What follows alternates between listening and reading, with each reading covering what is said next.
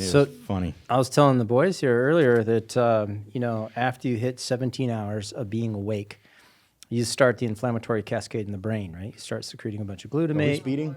Yeah. We're all speeding. All right, go ahead. Yeah.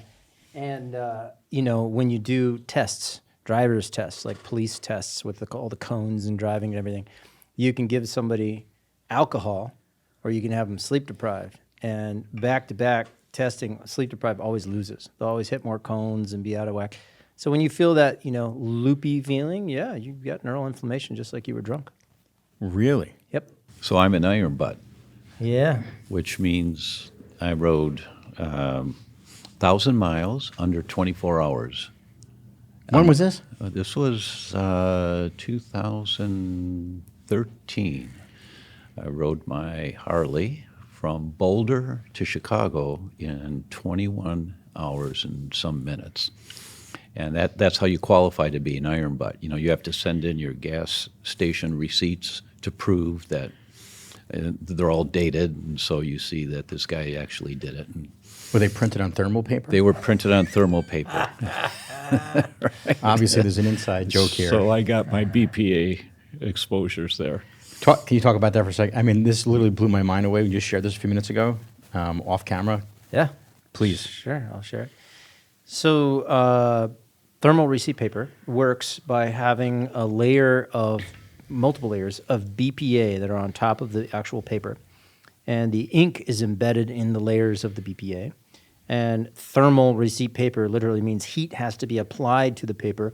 And when the heat is applied, what it does is it causes the ink to be able to rise up to the surface through the different layers of BPA.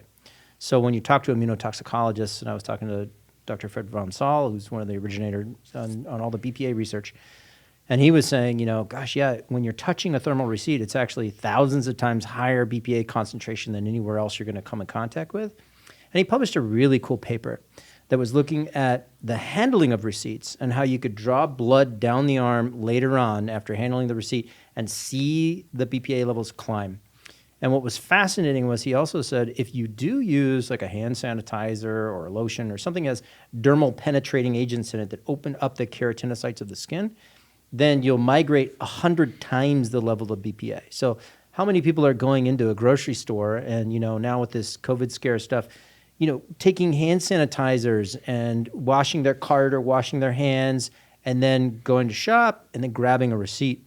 And the interesting thing was he also said, you'll increase the delivery if you then eat food. So the BPA lines, your skin for a while after you've handled that receipt. And if you eat food, then what happens is it travels on the fat of that food and you ingest even more of it. So, he just said, watch out. Receipts are like a gold mine for increasing your BPA levels, and nobody wants high BPA levels. You're saying kids were smoking this? Yeah. So they were also saying they were seeing some random cases of these extraordinary high levels of BPA in college-age people's brains. And they tracked it down to the fact that these kids were taking their joints and rolling them in this receipt paper. And the excitement was, number one, it's a thin paper, it's easy to roll. Number two, when you smoke it, apparently it sparkles. So I haven't tested it myself, I have no idea. But apparently, when they were smoking these things, they got a kick out of the sparkling. But of course, you already have this extreme high level of BPA in the receipt. And then when you ignite it and inhale it, then you deliver it straight to the brain. So they were having toxic responses to BPA in these college-age kids. So one of the things we recommend is never, or avoid it as much as possible, touching credit card receipts. That when they want to hand you a receipt, say, no, thank you, if you can just lay it down, and then take a picture of it. So you've got the record, but you don't get that stuff on your hands. It's wild. I even have a case where one of my clients was complaining of weight loss resistance issues. And I was like, well, what's your environment like? Well, first we looked at diet, and she was cleaning up her diet. She's doing great. Exercise, we looked at that, doing great, but not really finding the progress. And I asked her, well, where do you work? And she says, well, I work at a gas station. I'm like, oh, what are you doing all day long at the gas station? Well, checking people out, handing them their stuff and their receipts. And I'm like, stop. Are you handling receipts all day long? She said, yeah. I said, cool. Can you wear just some sort of glove? I don't care what it is, leather gloves, just anything, and see what happens. And sure enough, she started losing weight. And the reality is these BPAs, phthalates, plasticizing agents that we're all exposed to are potently classified as something called an obesogen. They literally tell us to store fat. In fact, did you guys know in 1931 they started using BPA originally, before they used it in plastics? You know what it was used for? It was used to fatten up animals. Come on. They fed it to animals, put it in the animal feed to fatten up the animals. It was an estrogen supplement for animals. And then they started using it in women. And they were using it as an estrogen replacement in women. And then DES came out. Do you remember DES? You bet. And DES was What's that? It's a type of estrogen replacement that was actually associated with miscarriages and birth defects and cancers and all sorts of stuff. So then they came out with the estrogen that we all use these days. But it started with BPA, went to DES, and now to estrogen replacement. But nobody knows this. And we're having hundreds of millions of pounds every year being sold of BPA in the marketplace. In fact, if you look at investor sites, a lot of people are pushing you to invest in BPA because it's very profitable. It's a byproduct of petroleum, right? So it's a waste product that you make and now apply it in all sorts of industries. So it's a high profit margin, right? But if you're selling hundreds of millions of pounds of this stuff, and the research shows that you can shift your hormone function, your thyroid function, your estrogen function at nanogram levels. That's 1 billionth 1 billion. of a gram. So you have 1 billionth of a gram, 28.35 grams per ounce, 16 ounces per pound. You do the math. I mean, we're basically inundated in our air, food, water, soil, everywhere with hormone modulating BPA. So at the very least you can do is watch out for those receipts. Wild. Talk to me. You guys have been on a journey Yeah. creating this documentary series. Yes. It's coming out any day. You've been at this now for a while. 80 or so interviews? Yes. 83, I think. 83 or 84. Talk to me. Lost I count. want to hear the journey. After today, 85. There we go. There we go. 85. Yeah. Right. Well, Tell some tales. I found that being on stage, I travel all over the world educating practitioners on integrative functional medicine. And I found that doctors were missing one critically important concept consistently. And so I started making it the introduction to almost everything I would be talking about.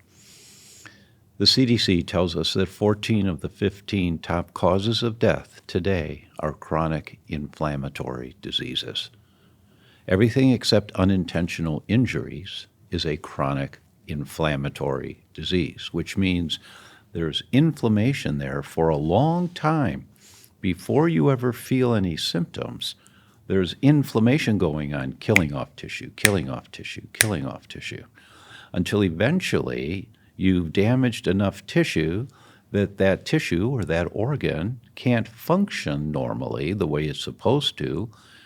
So that dysfunction becomes dis-ease. Now you have some symptoms, and then eventually the symptoms get so bad that you go to a doctor and you're diagnosed with a disease. But it starts years beforehand with this chronic inflammation under the surface that nobody looks for, nobody talks about until you have symptoms, which is pretty far down the trail. So I realized that if we can bring this basic 101 health information to the world and start changing the way people think for themselves and their children, we have a pretty good chance of reducing the increase. Right now, every autoimmune disease is going up 4 to 9% a year, every year. Children born today have a 2-year less expected life expectancy than their parents. The expected age that their parents will die at, children born today is 2 years less than just a few years ago. That there is an inflammation epidemic going on that we're not aware of. We don't put any attention on. So I called Tom. Tom and I did together a docuseries in 2016 called Betrayal, the autoimmune disease solution they're not telling you. And we've had more than 2 million people watch it, and I know that it's helped a lot of people. And I called, and Tom was the keeper of the story for that series. So I called Tom and I said, Tom, this is what I noticed. He says, well, you're absolutely right. Of course, I noticed that too, and nobody's talking about it. We're going to let's do a docuseries, and let's do it together, and let's gather this information. So Tom, I've done most of the interviews around the world, and Tom takes these 1-hour interviews or hour-and-a-half interviews and takes 6 minutes out of it on a theme, and then 8 minutes of this other doctor from Israel, then 14 minutes of this one, and we put it together to tell the story so people can understand, listening to the world's scientists, the greats in the world, about how this inflammation that nobody talks about, no one's aware of, how this low level of inflammation under the surface is triggering every degenerative disease. Without exception, as far as I know, without exception, they're all chronic inflammatory diseases. And Stephen, what's happened is through this exposure of all these experts, it's become very, very clear, not only through the experts, but also through the patients of these experts, that disease is optional. You can reverse disease. So there are a lot of people out there who have rheumatoid arthritis, like your wife had. There are a lot of people who have MS. There are people who have Alzheimer's. There are people who have all these incredible debilitating diseases and conditions. And what they're being told is either they're crazy and it's all in their head, or they're being told that they have to rely on synthetic compounds to exist in life. To take the medication. Yeah, they have to have medications. For the rest of their lives. Right. And what we're showing, both through the scientists and through the patients, is that's not true.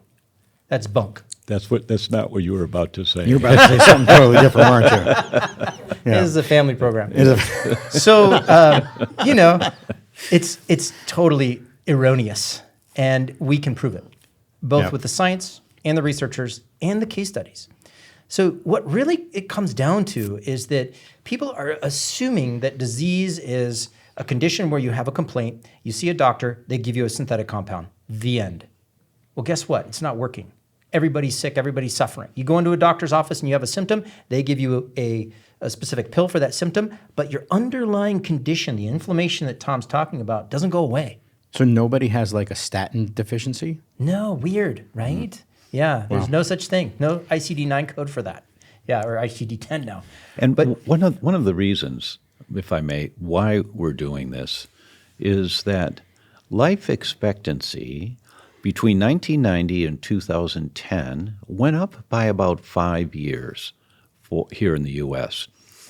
Great, until 2010. And now, as I said earlier, it's reversing. But up to about the age of 75, 75.3, I think it was, healthy life expectancy was up to 65.8. So 10 years of disability is most common, meaning you're on medications, your body's not functioning the way that it's meant to. You have some restrictions in your life.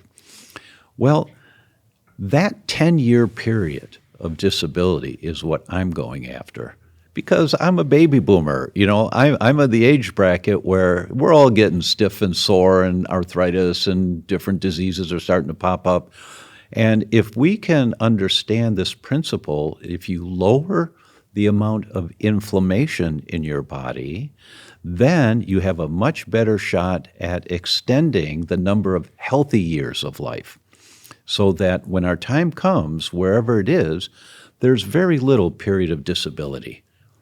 My goal and my dream is that I go to sleep one night and I don't wake up.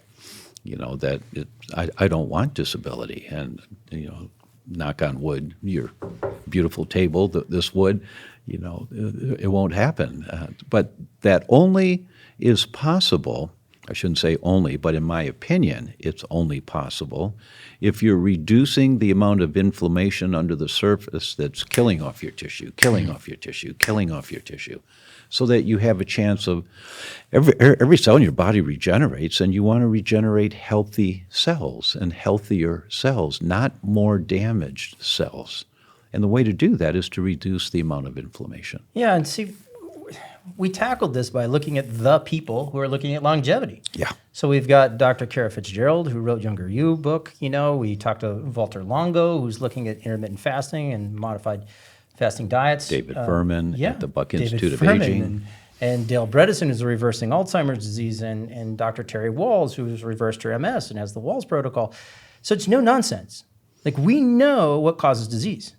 It's inflammation, yes, but what's causing the inflammation? So many people are just ignoring that. That's the message from us. So, okay, this thing about inflammation. Okay, so there's inflammation. Well, what is inflammation? Mrs. Patient, your immune system is the armed forces in your body. It's there to protect you. There's an Army, a Navy, an Air Force, a Marines. We call them IgA, IgG, IgE, IgM, cytokines. They're just different branches of the armed forces that get activated to protect you.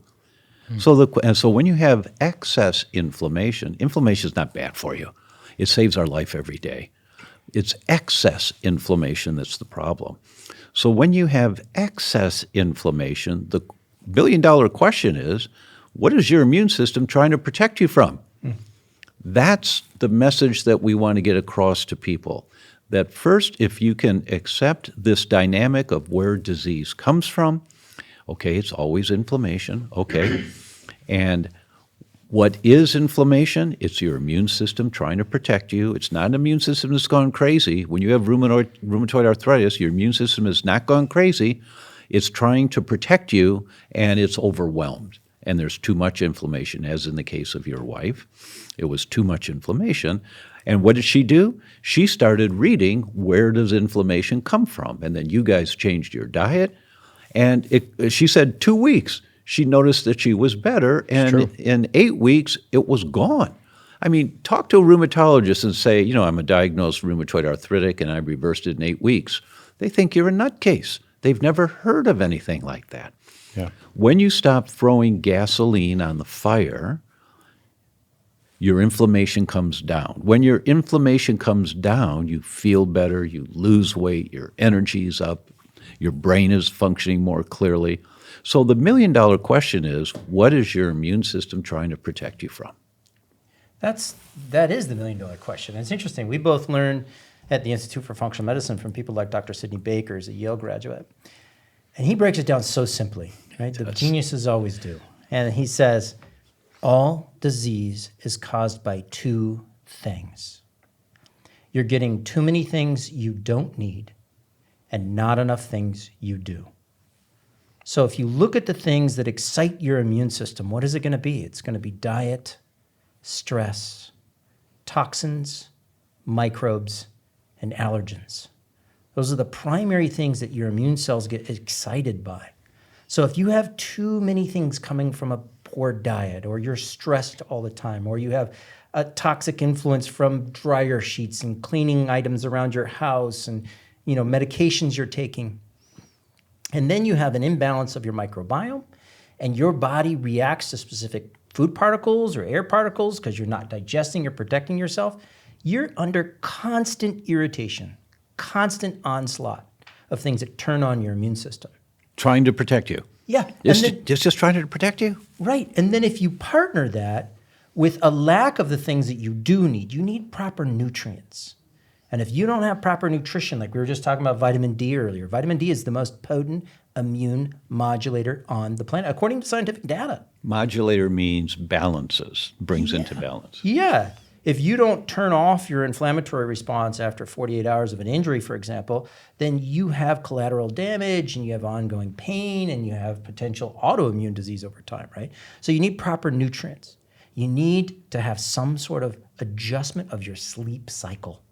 So many people are going to bed too late. They're having bright lights at night. These things are inflammatory to your brain. They're not even conscious of that. We have multiple experts who talk about that in our series. And you feel fine. Say, I only got 5 hours sleep, but I'm fine. I feel okay. You can't tell that this inflammation is under the surface killing off cells, killing off cells. That's right. You can't tell.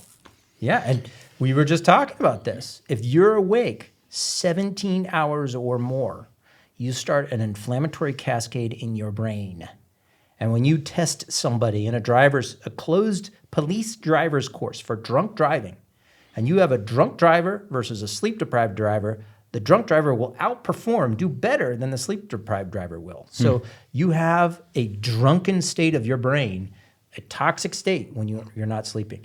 Then you got to look at your exercise. It looks like by moving our bodies, we move around nutrients, we help to move our immune cells so they can repair and or stop causing inflammation in different regions, right? And it helps with memory and all sorts of different things. And then if you go and you do some sort of stress reduction.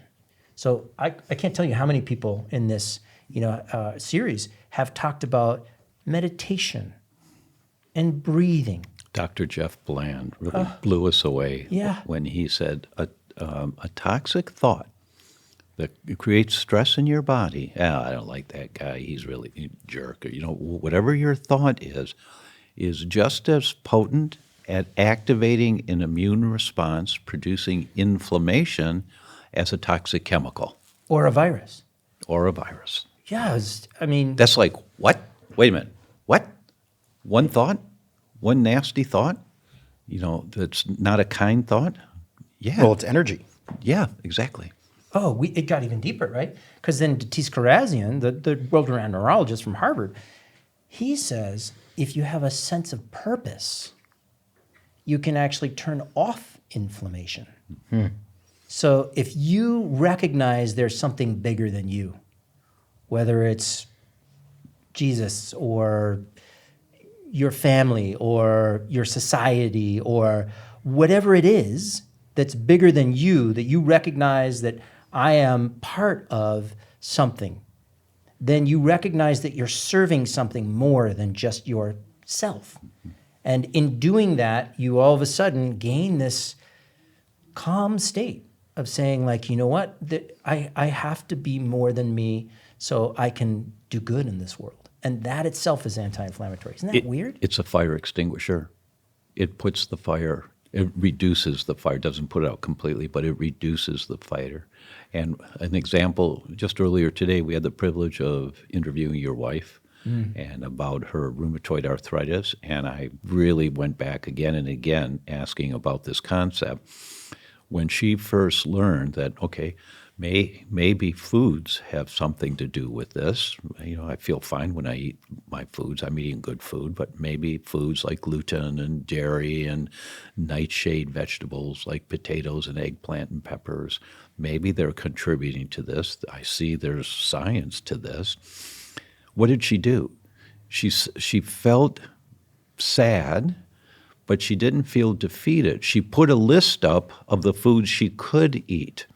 So that list of what she could eat was the positive thoughts that Tom's referring to here, that she would look at it multiple times a day, probably walking past the kitchen. Let's see, what can I do for breakfast? Okay, I can do that. But she stimulated and set herself up for success by looking at what she could do and not just focus on what she could not do. That's why in 2 weeks she was feeling better, the elimination diet that you guys did, and her attitude had a tremendous benefit and to put this fire into remission, to calm it down. We've seen this thousands and thousands of times. It's what my practice has been about for over 40 years. That's why I wrote a book called The Elimination Diet. And we followed that protocol, and it changed our lives. The thing is, like, Tom and I are banging our heads against the wall most of the time when we're talking to conventionally trained physicians, because we're like, hey guys, you're missing out. Like, if you want to know how to reverse RA, if you want to know how to reverse MS, if you want to know how to change people's lives, you have to take into consideration what their life is. Mm-hmm. What are they eating? What are they thinking? What are they exposed to? Are they breathing? Yeah. Are they exercising? These are the things that either turn on the inflammation or turn off the inflammation. So it's like a secret of sorts that we have known for a very long time, that we felt we had to have this event to share it with the world. All right. you guys have been on a journey. I've known you for a number of years. Tom, just getting to know each other. I consider you a pretty open-minded guy. So you started this journey, you start this documentary, you start interviewing people. You walked into it probably with some predisposed beliefs. You've got enough data, what you've seen. Then you start interviewing all these folks around the world.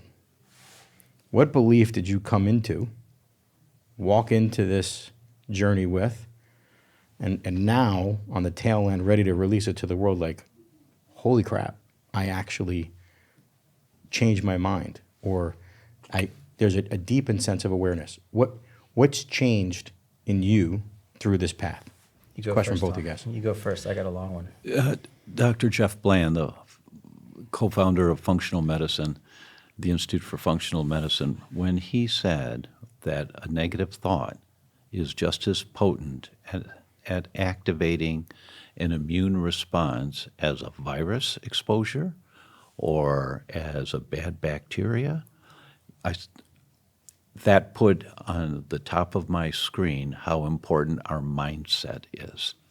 That's why I'm harping about what your wife did in putting what I can eat on the refrigerator, right? Because that's a mindset.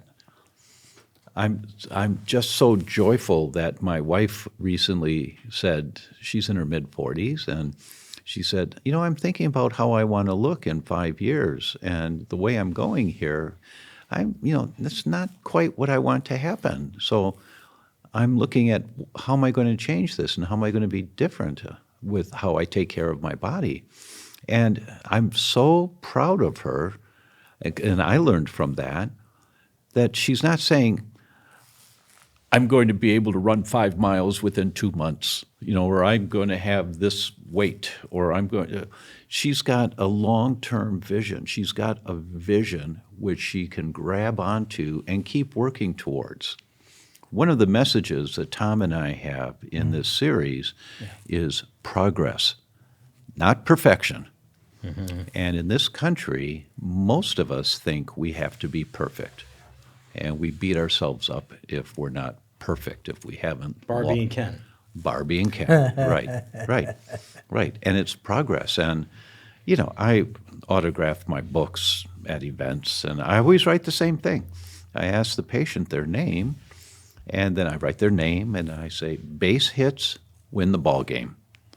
That it's all the little things you do, but I didn't really acknowledge how important mindset was. Now I know at a much deeper level it's just as important as going gluten-free. Now, you won't get the results as quickly, but you ever back out of a driveway and you say, what's wrong with this car? It's moving, but not very well. What's wrong? The emergency brake, right? So it's the emergency brakes when you're trying to be healthy. You have to look at, and you're not getting the results you want, you have to look at what are the emergency brakes that I really didn't think about. And the big one for me that I've learned from our experts was about the power of mindset, how critically important it is. Just to set yourself up for success, not tomorrow, but in the future. I mean, your wife's list of foods that she could eat, not just the ones that she couldn't. My wife's vision of where she wants to be in 5 years, not next week or next month. Sure. It's a mindset. That was powerful for me. Yeah, I'd like to add on to that and say, it's interesting because there was a couple of different people, but interesting, not a doctor, Michael Fishman. He was talking about how inspiration doesn't build success. He says success builds inspiration. What does that mean? It means if you choose one small thing to succeed at. So Pedram Shojai, for example, says, you set your alarm every hour, and on that hour, take 5 deep breaths. And if you can, at every hour, take 5 deep breaths, it lowers your cortisol by 50% and focuses your brain like nothing else. And all of a sudden, your metabolism improves, your attitude improves. In one day. So, in the first time you do it, really. Yeah. But those little teeny successes, and if that's too much for you every hour, then do 2 breaths once a day. Like choose something that you will not fail at. And then once you succeed at doing that and you feel the changes, there are a couple of different things that happen. Sure, physiological changes. You lower your stress and everything starts shifting for you physiologically. But spiritually, you've now proven to yourself that you can succeed. And then that allows you to prove again that you can do it tomorrow. Yeah. And the next day, and the next day, and the next day. And once you've realized after 2 weeks or 3 weeks or a month or whatever it is, that you've been consistent and you can rely on yourself, you can trust yourself to do acts of self-love every single day, that momentum builds. And then you start walking. And then after you've done your walking, you start eating better. And after you start eating better, then you're starting to get into more aggressive exercise and you go to the gym. Whatever it is, success begets success. So allow yourself to succeed. That's the most important thing I was seeing, is that like you Give yourself permission. You gotta just give yourself permission and then do it. I want to give you 2 examples. The first one, we were privileged to do an interview 3 days ago with Fran Drescher. Oh yeah, she was great. She stroked herself on her arm as she was talking about giving yourself permission. You have to take care of yourself. Fran was diagnosed with a uterine cancer a number of years ago and changed her life, and she formed Cancer Schmancer as a result of that. And she's 22 years now cancer-free. And by the way, your products, she loves your products. And she said they're essential. It's essential that your home is a safe environment, that you create a home environment where you come home and you can let your hair down. You know, you feel safe because you know there's nothing toxic in here. That's a way of taking care of yourself, is by protecting your environment. And the other thing I wanted to comment on this one is an example. As you know, I'm one of the guys out there talking about gluten-free for many, many years. I've read, I don't know how many hundreds and hundreds of studies. And we have really good testing now, very accurate testing to see, is your immune system fighting wheat? Doesn't matter if you feel bad when you eat it or not. Is your immune system fighting wheat? Only 1 out of 8 get gut symptoms when they have a problem with wheat. So if you think you have to feel bad when you eat it, you'll get it 1 out of 8 times. The other 7, it's your brain or your joints or your skin or your kidneys or somewhere else. But when we do the tests, we now know that if their immune system is fighting this component of wheat called gluteomorphins, it's one of the proteins in wheat. If you have that one elevated, you're very likely to have withdrawal symptoms when you go gluten-free, because your brain is your opiate receptors are being stimulated by wheat. So for those people, what does success look like? Mrs. Patient, we're going to start off with 2 breakfasts a week that are gluten-free. And when you've done that for a few weeks and you feel safe and comfortable with it, you'll go to 3 breakfasts a week, and then 4. And when you're at 4 and you're working on all your breakfasts being gluten-free, go to 1 or 2 lunches a week that are gluten-free. In other words, transition. Don't make it stressful on yourself. Take care of yourself. Go at your own pace. I don't care if it takes you 3 months to get to gluten-free, because you have gluteomorphin antibodies elevated. And if you don't do this in a way that your body comfortably can do it, you're going to have withdrawal symptoms, and you may persevere and succeed, or you may fall down and fail, right? So be kind to yourself in this process. Be kind. Find the dynamic. Progress, not perfection. If it takes you 3 months, that's great. Yeah, we were told too, as to add on a little bit to that, by the neurologists, that the most potent thing you can do to preserve your cognitive function is to indeed go gluten-free. I thought that was fascinating. Yes. You think they would talk about chemical toxicity, you think they'd talk about genetics or medications or something? No, it was gluten. So It's the most common source of inflammation in the body, most common and largest volume because we eat every day, multiple times a day. Toast for breakfast, sandwich for lunch, pasta for dinner, croutons on your salad, a cookie. We're having wheat exposure regularly every day. So when you wean that down or stop that, so much of the gasoline on that fire is reduced. Oh, you name the conditions. I've seen people who've had the right side of their face go numb when they consume gluten. I've had people who have had gluten-associated ataxia, meaning they walk differently every time they have gluten. So many people get brain fog, gut disorders, skin conditions, you name it. I mean, there's over 300 diseases in the literature that are associated with gluten sensitivity or celiac disease.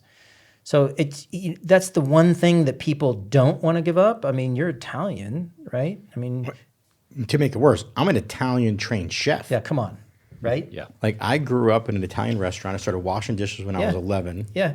In a little Italian restaurant in the South Bronx. I was raised in this restaurant. I don't even know how many thousands of pizzas I've made in my life. Yeah, no, right. Yeah. Well, let me tell you a quick case study. Well, go ahead. Did you I want want to? to say, if Yeah, I have complete that. a slice of pizza today, Yeah. Yeah. I guarantee you I will wake up tomorrow morning crippled. My Yep. back will go out. That's it. My lower back will absolutely seize Yep. if I have gluten. And if I mix dairy and gluten together. Forget about it. So after, I mean, I just, just came off this, not came off, I'm still, very, very protein centric. But this year I went 4 months hardcore carnivore. Yeah.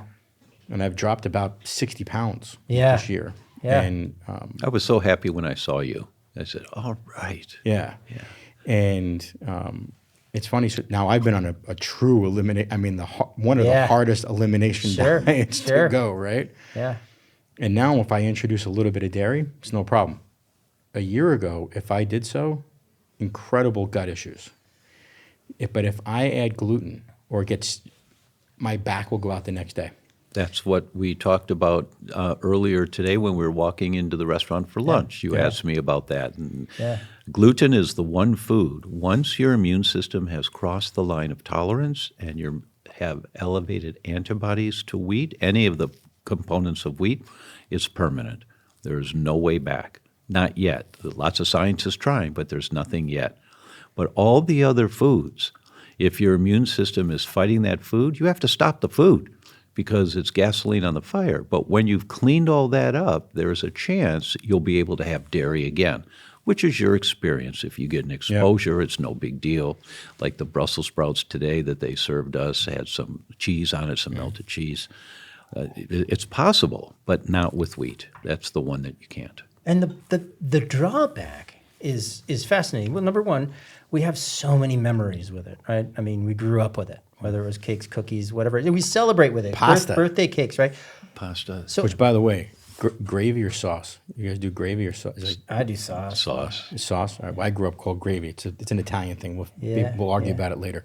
So, not having pasta is like, oh my God. And even some of the gluten-free stuff, we can still feel it, right? Like brain fog and like, oh my Yeah, God. there's contamination issues that come Well, up. Yeah. Let me tell you quickly about a case I had that was fascinating. I had this person come in, and they were diagnosed celiac, right? They have terrible GI symptoms, terrible joint pain, right? Just like you and I, they feel like they're 95 when they eat these things. And it was just consistent, the mood disorder problems, like they were falling apart. And this person's seeing me over time, and I finally stopped and said, you're not getting better. Can we do a dietary intake? And so, sure, I already given recipes, I'd already given ideas, and we do this dietary intake. And sure enough, there's bread here and there's pasta here. And I'm like, you're a diagnosed celiac, right? And they're like, yes. It's like, and you still have all the symptoms, right? Yes. So help me out. And they look at me and I said, well, what do you mean? And I was like, you obviously know something I don't know. So you're a very intelligent person, right?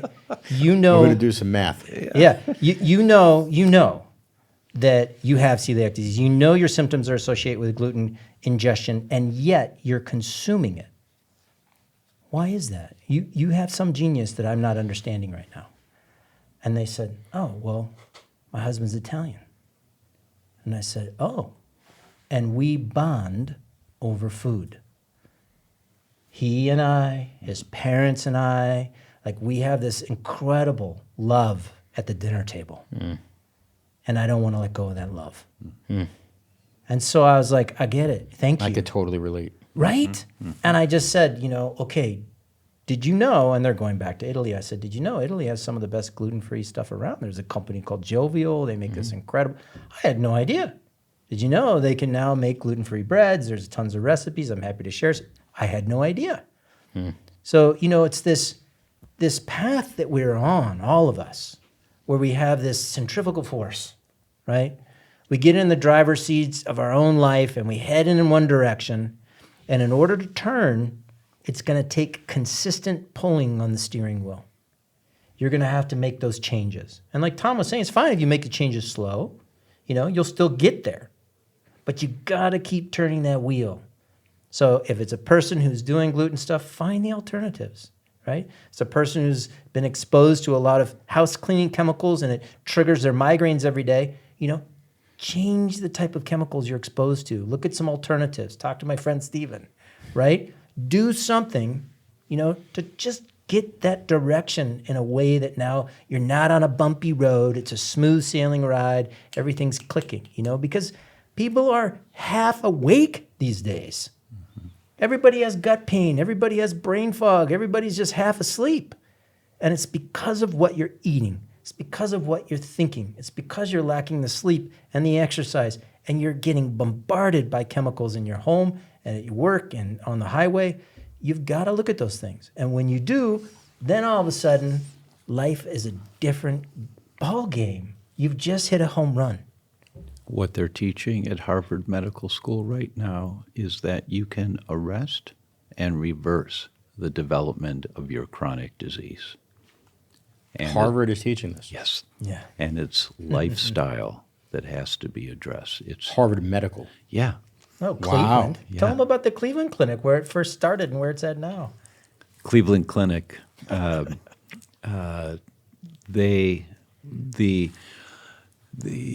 wife of one of the senior executives was very ill, and no one could fix her. And her friend demanded, you go see my chiropractor. He's a functional medicine practitioner. And she said, well, what's that? But she went, and he fixed her, reversed her disease. So she demanded that Cleveland Clinic look at functional medicine. And so they opened up a functional medicine center at Cleveland Clinic, and they gave us 1,800 square feet on the outskirts of the campus, some building on the outskirts of the campus, right? Within 2 years, we had the entire second floor of the main building, and there was a 2-year waiting list to come in to the functional medicine center at Cleveland Clinic. So they did a study. They looked at thousands of patients who had come to the Cleveland Clinic Center. No, I'm sorry, I'm exaggerating. It was over 500 patients. And then they looked at over 500 patients that went to the Cleveland Clinic Internal Medicine or Family Medicine Center. So they compared the Functional Medicine Center and the Family Medicine Center, same number of patients. And what they found was that a small percentage of the people going to the Functional Medicine Center, a little higher percentage, got better than the percentage at the Family Medicine Center. But those going to the Functional Medicine Center reported dramatically increased quality of life, meaning other than the complaints they came in with, everything else started doing better. Their quality of life was much, much better, much better. The second paper that came out was published in the British Medical Journal, and they took the patients going to the Functional Medicine Center at Cleveland Clinic, seeing the functional medicine doctor and the functional medicine nutritionist, and they compared them to people going to the Functional Medicine Center at Cleveland Clinic, seeing the doctor and the nutritionist, who also went to group sessions. And what they found there was that those that went to group sessions, included group sessions, they did even better. The statistics were jaw-dropping, how much better And what they could got. that be correlated to? You're accountable to somebody. If you're in a group setting, if you see Kathy every week when you come to the group sessions on Tuesday nights at 7 o'clock, and you strike up a friendship, hey, how's it going for you? Oh, good, good. I cheated a couple of times. Oh, me too. But I'm really trying hard to to stay on the wagon, if you will, of whatever they're doing. But when you share, well, actually, I'll tell you where all this came from. It was 2007, a paper came out in the New England Journal of Medicine on network medicine.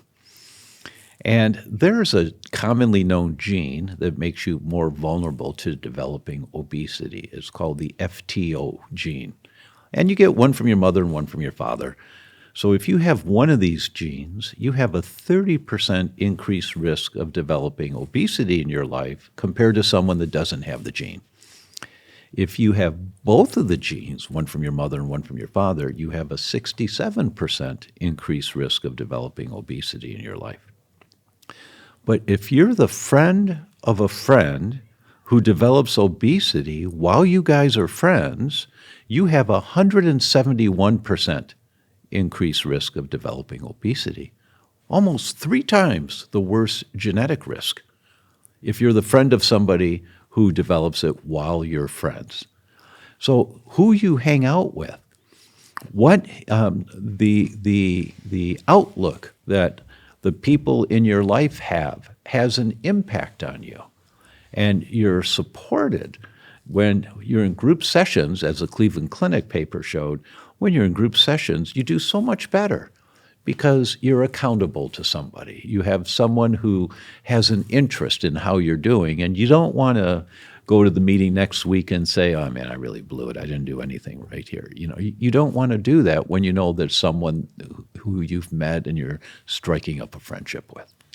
Yeah, and I think there's also an aspect of service in that when we know that by getting better we're going to help somebody else, it means more to us. So as parents, for example, when I go to do something, if I think it's for my kids, I'm far more likely to do something for my kids than I am for myself. Right? So I think not only, everybody needs, you're right, an accountability partner. Everybody needs somebody to kick us in the backside and say, like, come on, you can do this. Come on, you can do this. But we also need somebody to celebrate with. Mm-hmm. Who's that for you? Oh man, I got tons of friends. I got clients. I got people. Okay. Yeah. Well, you need an accountability partner, man? Get I'm on. good. Let's go. Let's Text go. me. Oh, yeah, I'm on it. Let's go. Yeah, but I love that aspect with my clients, either connecting them through myself if I have the time to, or a health coach, right? Somebody who can hold them accountable. But I think that success, when you know that their success is relying on your success, then you're inspired. You have a sense of purpose. There's something bigger than you, and you just go, let's do this. And Tom, you hit something right on the nose there. That is health coaches. There are many, many people out there now who are trained to be excellent health coaches who will walk the walk with you. And I say to doctors all the time in my presentations, you don't have time to do this. You don't have time to answer questions about, well, if I can't eat pasta, well, what do I make for my family? You don't have time for that. So you bring a nutritionist on board, or a trained registered dietitian, or a trained health coach who knows these principles that you're endorsing, and you make the connections so that your patient has someone who can give them the hands-on interactions and walk the walk with them. Yeah. Success goes through the roof. Well, I tell our kids, if you are surrounded with 5 idiots, you're going to be the 6th. Yeah. Right? Exactly. Right? If you're surrounded by, 5 amazing kids Yeah. You'll that be are the going sixth. places, you're going to be the 6th. That's network medicine. Yeah. That's exactly what network That's what we're medicine talking is. about. And that shifts belief systems. Exactly. Absolutely. Oh, but Absolutely. and that concept of networks in that paper, they had the drawings of our metabolism, that when you eat sugar and it increases your body's demand for insulin, well, the increased insulin is going to affect your brain function. And the affected brain function is going to affect your kidney function, and the affected kidney function is going to affect your gallbladder. And that it's a network, that we think one thing happens when we expose ourselves to some, whether it's a negative thought or a food that our immune system's fighting. We think there's one symptom. Oh yeah, I get gut problems when I eat wheat. No, there are many different systems because we are networks. We're networks in society, and if you hang out with 5 idiots, you're number 6. That's the society network, but there's metabolic networks in your body. It's the same way. Cellular networks. Yeah. They connect with one another and they communicate. Yeah, so that's another fascinating thing that hit me when we did this, because I had no idea there were so many different compounds in the foods we're consuming that can hurt and or heal. And we learned a lot. Mm-hmm. We learned about different things that turn on nitric oxide. We learned about spermidine. We learned about all these different phytochemicals. We learned about, urolithin A. All these things that will completely alter how you express your genes. They'll alter who you become with your thoughts just by what you're consuming. So that piece is incredibly empowering because you can really shift who you are by what you eat. Tom always says, the biggest trigger for inflammation is the end of your fork. But I would say it's the biggest trigger, and it's also the biggest fire extinguisher. So point. depending on what you're consuming, right, you can either harm or heal. Got it. Talk to me about this docuseries. I've gotten a sneak peek into some of these interviews, mind-blowing. Yeah. I can't wait to dive into all these. Yeah. What would people experience? What are they going to get? Mind-blowing. It's like, wait, what? Will happen again and again. Wait, what did you say? And you're going to rewind because you're going to want to hear that, make sure you heard it correctly. And that's really the gift of Tom Malter as the keeper of the story. To take this information from so many different world experts and put it into the storyline. My gift is to ask questions in a way, and usually I explain to them beforehand, Professor, I may interrupt you in the middle of what you're saying if you say something that our listeners may not. Okay, fine. But then when wait, excuse me, Professor, they get this look like nobody interrupts me, right? So I did that again and again. Say, you just said, does that mean, well, yes. Okay, thank you, and please continue, right? So you're going to hear from the world experts how this inflammatory mechanism designed to save your life, how it can get out of balance, what the impact is, how it's the accumulation of the collateral damage from this excess inflammation. If you pull at a chain, it breaks at the weakest link, always. It's going to be at one end, the middle, the other end. It's going to be your heart, your brain, your liver, wherever your weak link is, that's where the chain's going to break. Well, inflammation is the pull on the chain.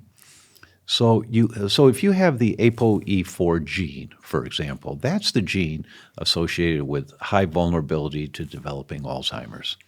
And Dale Bredesen, the godfather of Alzheimer's treatment protocols, tells us very clearly that you have an ApoE4, you just need to be really meticulous about following an anti-inflammatory lifestyle, and then you're fine.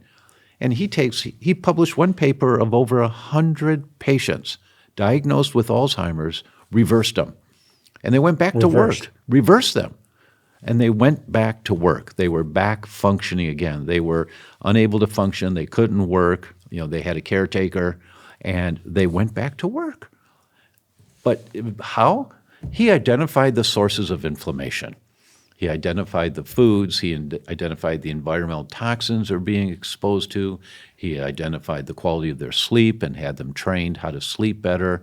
So that everything we're talking about here is exactly what he did.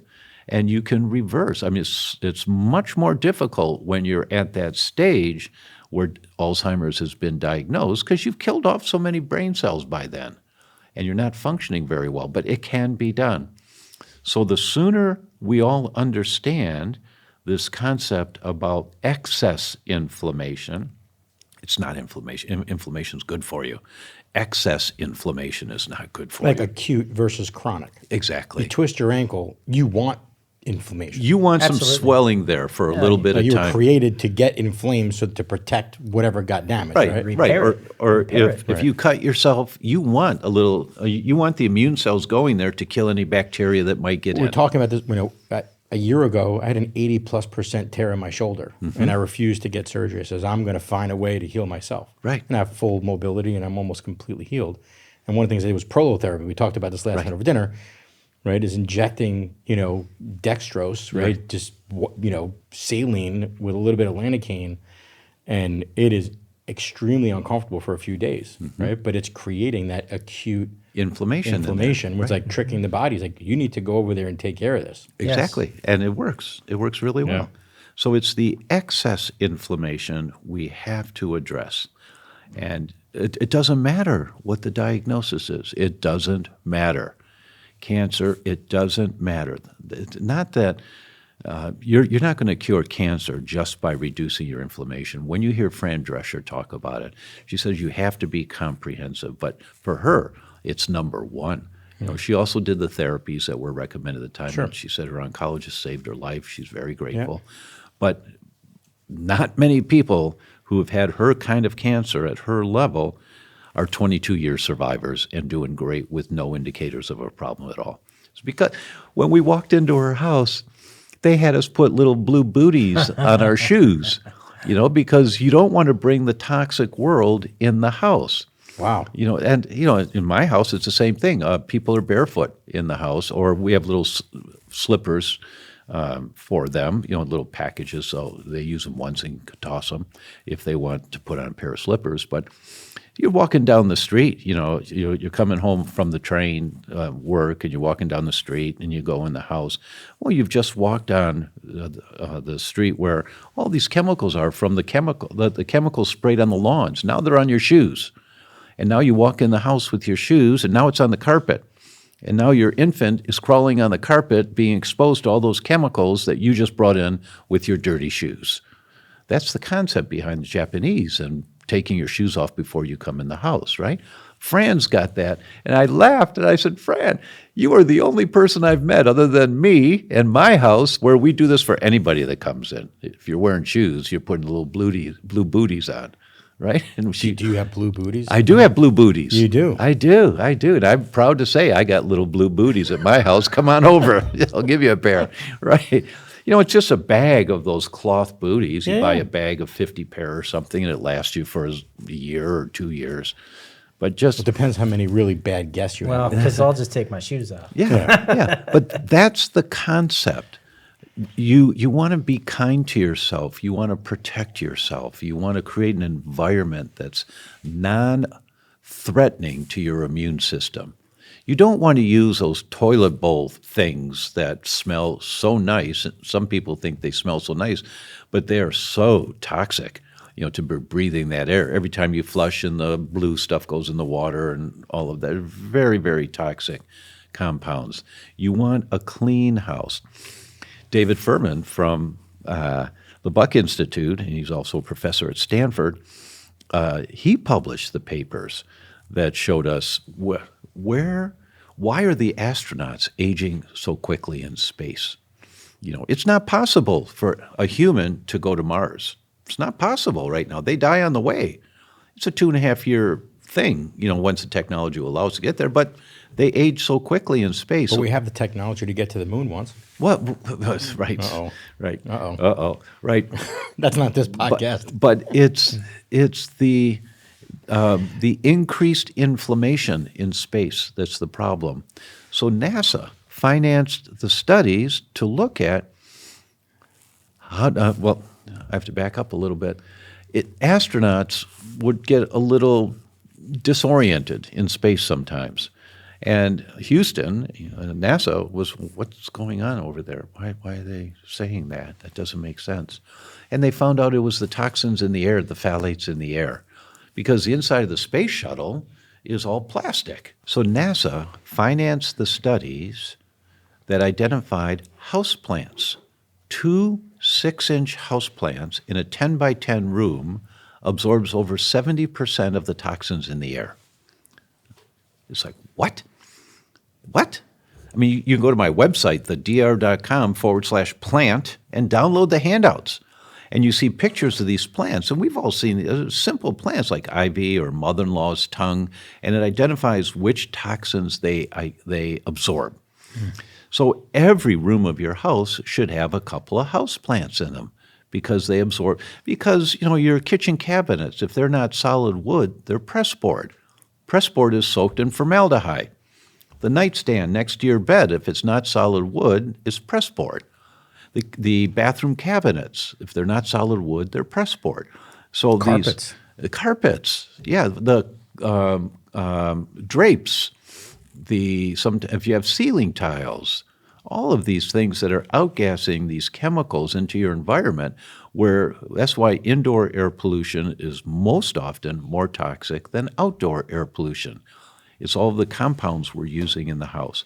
House plants will absorb over 70% of those. There's a phenomenon now in immunotoxicology research called sick building syndrome. And we're seeing over a third of people now in a typical work week will have symptoms of sick building syndrome. What's happening is we have less circulating outside air, and we have more potential toxins that we're getting exposed to all the time through the furniture, the flooring, the walls, paints, whatever it is.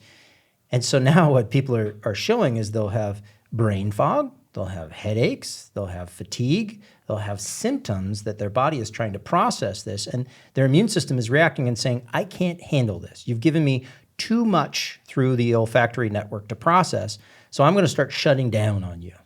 So it's interesting. There was a person, Claudia Miller, she's from Texas, who came up with the term. It was called toxicant-induced loss of tolerance. So if you look at the acronym, it's TILT. And we're all tilting towards an inability to process the huge load of toxins that we've come across. So Tom and I are always quoting this article, right, from the American Journal of Pediatrics, right? And it shows that back in 2010, now mind you, 2010, we were up to 74 billion pounds of chemicals being imported or produced in the United States every single day. Go ahead, sorry. 247 pounds per person per day. So that's astronomically higher than we were ever thought to be exposed to. And that was 2010. There's been at least a 3% rise of chemical use per year. Didn't include pharmaceuticals, didn't include pesticides, didn't include fuels, right? And so now we're well above that.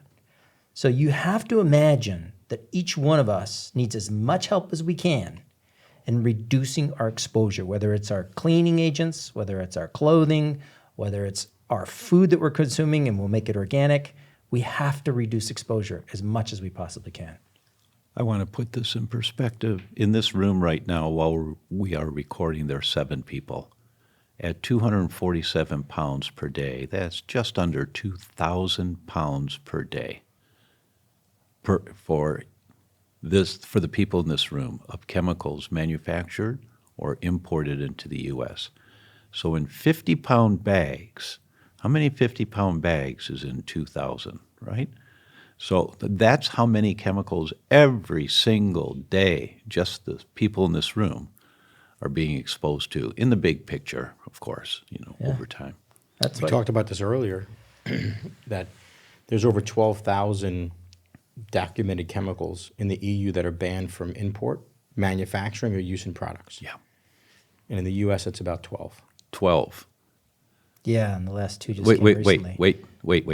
What? Like people that are listening to this, no, you heard it correctly. Over 2,000 chemicals are banned in the EU because they've been shown to be so poisonous to humans, and in the U.S. it's 12.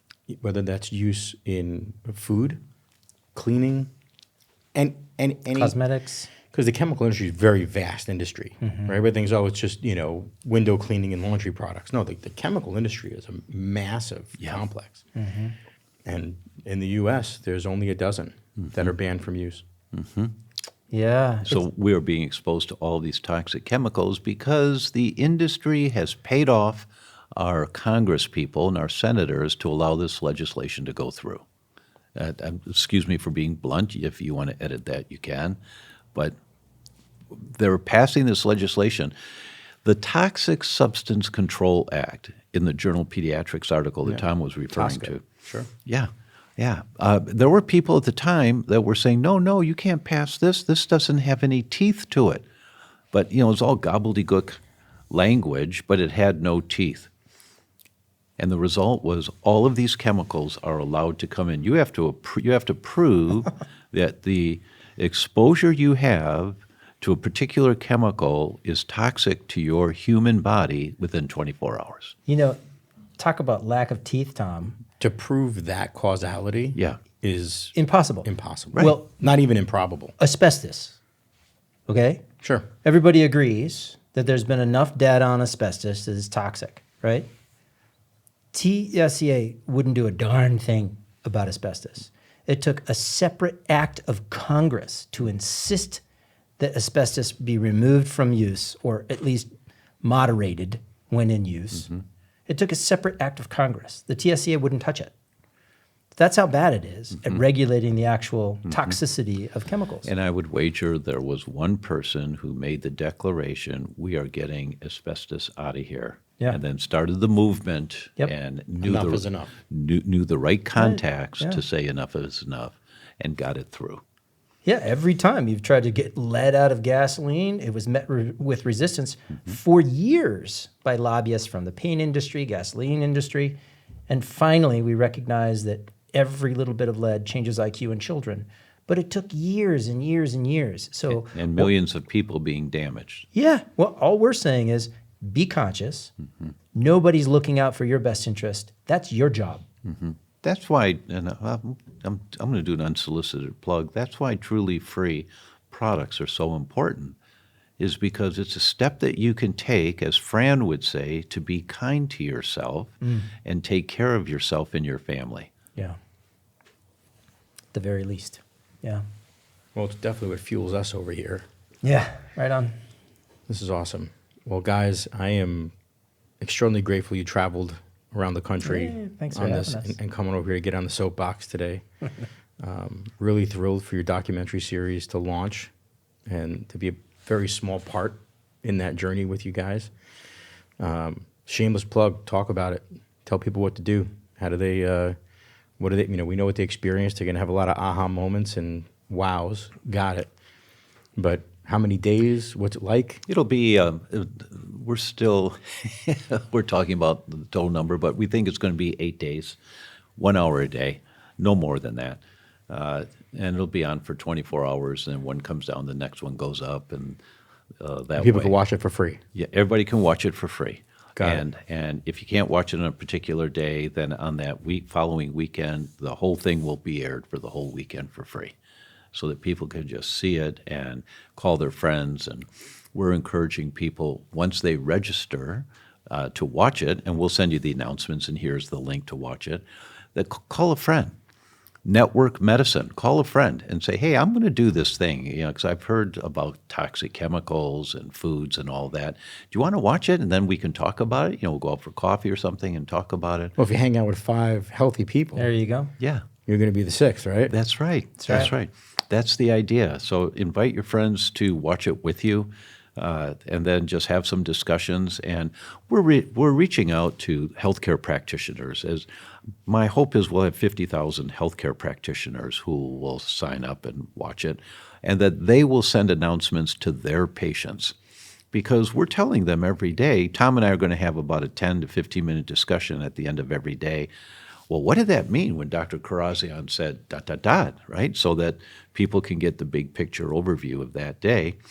And we're encouraging the doctors to send messages out to all of their patients, so that we're telling the patients, now go back and ask your doctor about this. And is it possible that I've got these toxic chemicals, or my son who has autism, could he have these accumulation of toxic chemicals? And how do we test for that? And start the discussion on how do I reduce the inflammation in my body and my children's bodies. And we're hoping that, or not hoping, we are setting it up so that our healthcare practitioners can be the liaison for the vast majority of the attendees. Shameless plug. Lay it down. Don't settle. Yeah. Just don't. There's another layer. There's another level. There's another existence of who you're imagining yourself to be right now. And it's one who has clear thought, clear intention, phenomenal energy, a calm gut, zero pain in the joints, who's excited about life, who wakes up and says, what good am I going to do today? What life am I going to change? Now that I've changed my own life and I've elevated my own life, how can I elevate other people's lives? So that's what we need right now on this planet. We need changers. We need movers and shakers. We need people who have taken the action. They've done the work. They've seen their weak spots. They've worked through their weak spots. They've found the strength, and now they're rising the tide for everybody else. They're saying, come along with me, brother. Come along with me, sister. Let's do this. Let's be a better planet. Let's be a better person. Let's be a better society at whole. So that's what I'm hoping for. We spread that good word. So good. You know, there's a great author once wrote that how would people know if a teacher wasn't sent? And I'm certainly grateful to have you guys as teachers in my life. And I know there's millions of people around the world between, you know, your best-selling books, right, talks, and influence, and the butterfly effect of what you guys have been doing for a long time, right? You've been making some incredible deposits into a realm that hopefully one day we'll get a glimpse and get to see the return of that investment, of that time, and sticking your neck out there and, you know, producing some, I would say, some unpopular, depending on who measures popularity, Right. unpopular beliefs. So I commend you guys for what you're doing. Excited to, again, play a very small role in this launch, and hope millions of people around the world get to see this. Thank you so much. All right. It's an honor, man. Thank you. Really honored you guys came out here and got in the soapbox today. Yeah, it's our Amen to pleasure. that. All Yes. right. Godspeed.